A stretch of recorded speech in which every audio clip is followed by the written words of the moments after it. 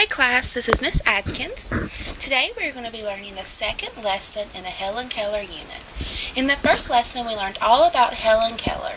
In this lesson we are going to learn about her disabilities and all the resources she used to overcome them. Pay close attention, and if you have any questions, write them down and bring them to class with you. Look at the Braille alphabet worksheet that's on the PowerPoint. We will be using this worksheet to do the hands-on activity in class. Hope you guys enjoy. See you in class. Helen Keller's disabilities and the resources she used to overcome them. As a baby, Helen Keller suffered from scarlet fever. Scarlet fever is a disease that causes the child to have a very high fever, which can cause nerve damage. This nerve damage left Helen Keller blind and deaf. Because Helen was blind and deaf, she needed different resources. Resources to help her learn and complete daily activities, such as communicating with others. Now we are going to learn about some of the resources Helen Keller used to overcome her disabilities. The first resource Helen Keller used was a tutor named Annie Sullivan. Annie taught Helen many things, such as the alphabet and the names of things by tracing the letters onto Helen's hand.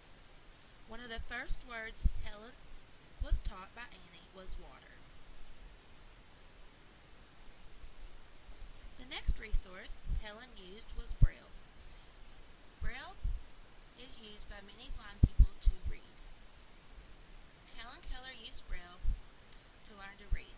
Braille is the primary writing system for blind people.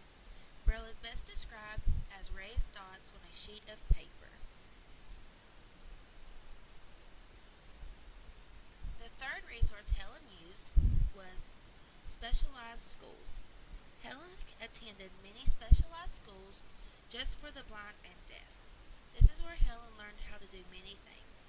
The schools Helen attended were Perkins Institute for the Blind and Wright Humason School for the Deaf. Annie Sullivan stayed with Helen while she was in school. Then another resource Helen used was a guide dog. Helen had many dogs throughout her lifetime. Her favorite dog breed being an Akita.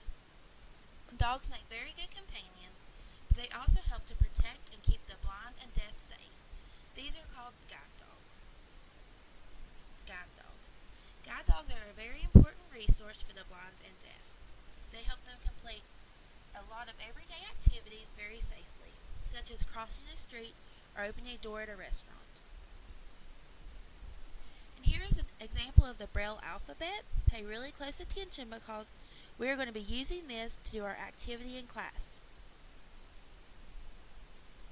Here is a quick review. By now you should know all the resources Helen used, but just in case you missed them, we will go over them again. The first resource was a tutor, and this was Annie Sullivan. She was one of Helen's best friends. The next was a school for the blind and deaf. Helen was taught many things here. The third was Braille. This is what Helen used to read. And last was a guide dog. And the guide dog was Helen's companion, but also helped to keep her safe. Great job, everyone. Get ready for a great and engaging hands-on activity during our next class.